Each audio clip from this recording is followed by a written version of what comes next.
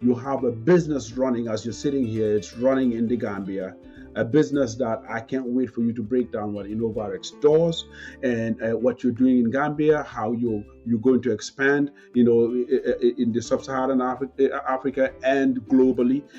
So you start there. You tell me your thought process for somebody who was trained here in the U.S., worked here in the U.S., how Gambia became even a place that you can go set up something like that. Please tell me about that. Yeah, I think it begins going back to the C's, right? Capability. I was very fortunate. I went to a top 10 pharmacy school in the world at Purdue. Mm. And honestly, that's where the idea of innovarx started, because even my last year of pharmacy school, one of my projects in our leadership class was building a business model similar. Because I had left Gambia, didn't go back.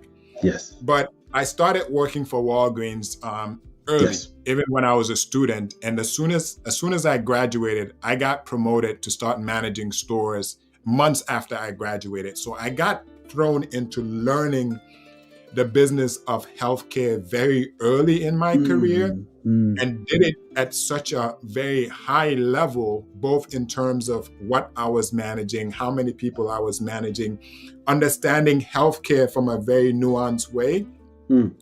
I reached a point where not only was I confident enough to know that, okay, this is something now that I could replicate, because I always had visions of that. But Michael, I used to spend a lot of my days and nights working in rural North Carolina, helping amazing people that deal with poverty, majority white people that maybe not be as educated. And I was doing it really, really well. But every time I was driving home, which it was an hour going, hour coming back, something in me told me, there's people that look like you. Some of them, your mother, your grandmother, who, if you leave Walgreens to try to attempt to take this home, Walgreens will not miss you. And they did not miss me. But one person going back to Gambia, the ripple effect is what it is today, right? So I think at some point, and it goes back to that spiritual thing I was telling you, God keep telling something like, this is not why I gave you the knowledge. This is not why I gave you the experience. I gave it to you early, but I'm going to test you to see if your purpose and your capacity could align. So I got to a point where I started building innovarx. So I started building the concept of innovarx in 2013. But innovarx Gambia did not open till 2019, right? Yes. So it took a while. But at the end of the day, I realized that, and most people that are born in Gambia, raised in Gambia, sometimes they get a little bit insecure, I think, when they hear diaspora and saying, well, Gambian diasporas could save Gambia. I don't even think it's a matter of we're better than them. I think exposure, people who are exposed have an advantage to increase how fast a lot of African nations could develop. 100%. Bringing the outside in. Outside in, because I reached a certain level of Walgreens where, what was my ceiling? I was going to go to corporate Walgreens or start managing more stores. I knew the ceiling. But I knew I also understood healthcare to a point where a lot of problems in Gambia's healthcare and Africa's healthcare, we already have the solutions for it. I honestly do believe that. And I'll explain healthcare in a way that will make you understand it. Because the average African, if you say healthcare, the first thing they think about is a hospital. Hospital bed. Yep. Right? Yep. So we think about healthcare at the bottom, at the end stage of healthcare. Even our governments, they like building hospitals. Yes. Right? Yes. Our donor organizations like funding hospital supply projects, hospitals. Yes. If you have a population where the average age is 16 years old, how many 16-year-olds do you know that need a hospital bed? If you say, okay, what about the adult population in the Gambia? Did you know that only 2.5% of Gambians are older than 65 years old? Only 2%. No way. And I'll give you something else. Less than 0.2% of our population are older than 80 years old. So, in a nutshell, if you look at Africa's health ecosystem, we focus all our efforts in terms of at the end, when by the time you need a hospital bed in Africa, in Gambia, if we're being honest, start making plans, because even if somebody leaves the hospital, the likelihood of them living 5-10 years longer, especially if it's a chronic condition, they're not going to live long. So most families, sometimes the diaspora, they will spend so much money in what we consider end of life healthcare problems, when they could have spent a fraction of that 20 years ago, because by the time somebody has kidney failure, by the time somebody has a stroke, a heart attack, you could have captured their healthcare status 20 years earlier. And as long as you get them the right medication every single day, you're delaying the progression, right?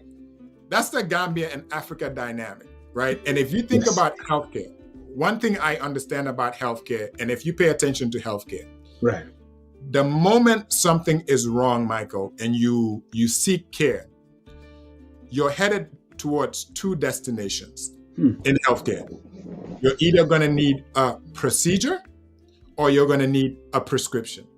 Yes. Just think about your healthcare experience, right? Yes. Prescription or procedure. And sometimes, even if you are getting a procedure, you're going to need a prescription. Yes. That's majority of the healthcare issues. Yes. Now, the issue is, what type of prescription are you going to need? Is it a prescription for short term, meaning you have an infection to clear, clears it out? Or they tell you, in my case, when I was 28 years old, you have hypertension.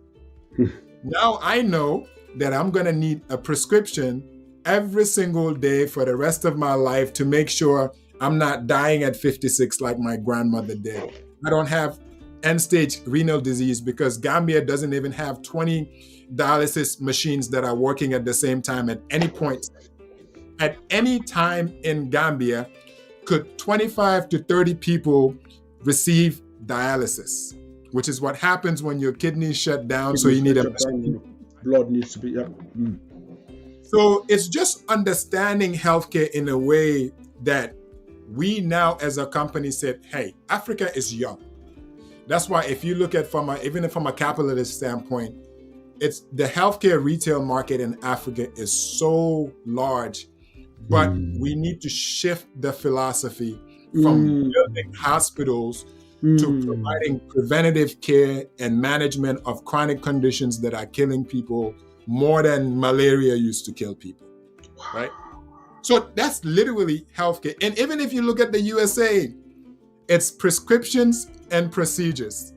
That is healthcare most of the time. The diagnosis is part of the process. Yes. The doctor's visit, all those things make you arrive at a fork road. Do you need a procedure or you need a prescription? If you need a prescription, do you need it short term or you need it long term?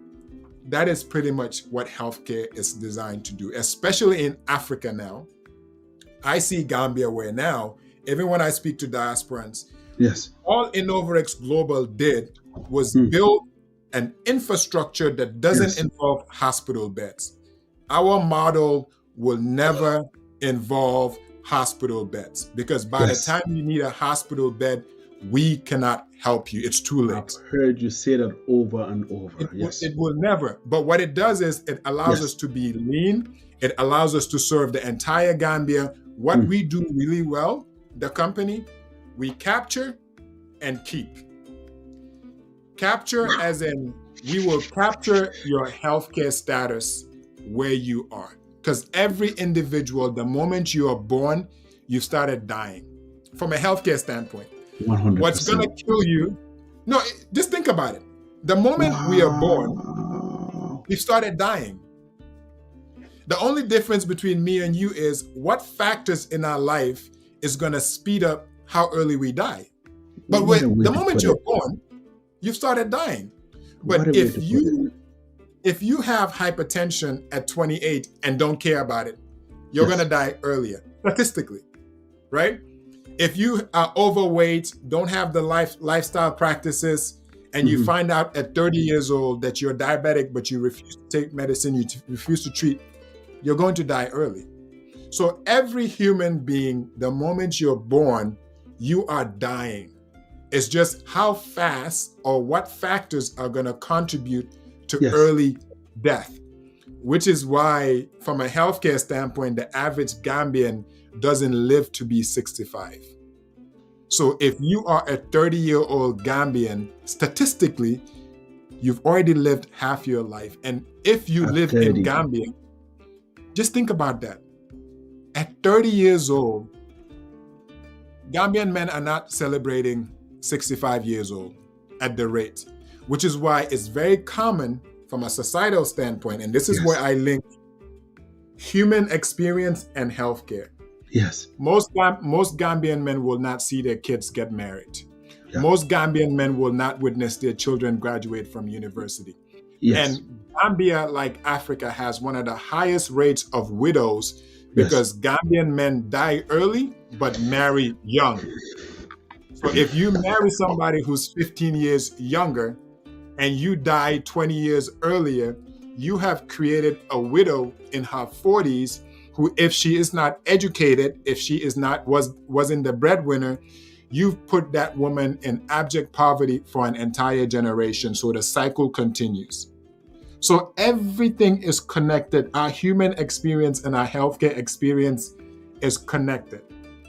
But at the end of the day, all these factors are why innovarx decided, okay, we are going, no matter how difficult, we're going to reshape what healthcare is and show people that there is a way to create a healthier ecosystem that is dignified. Because also, Michael, most people that take ideas to Africa want to do it in the most convenient way, as in we're going to go to Banjul or Komba and set up our facility. Most people.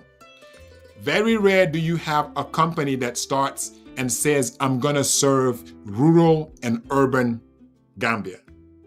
And today, that was one of the non-negotiables for my business model. We said from day one, even if somebody's mother lives in Mansa Concord, in Bansang, in Basse, we want to make sure the medication for hypertension or high cholesterol that they're taking, even if Joe Biden is on cholesterol medicine, I don't know if he is or not, I want your grandmother in Basse to have the same cholesterol medicine as Joe Biden. That's what the mission is really designed to do. But healthcare is something that I believe we understand how to fix healthcare. Not doing everything, but what we do, I think we've got to a point where we could do it really, really well.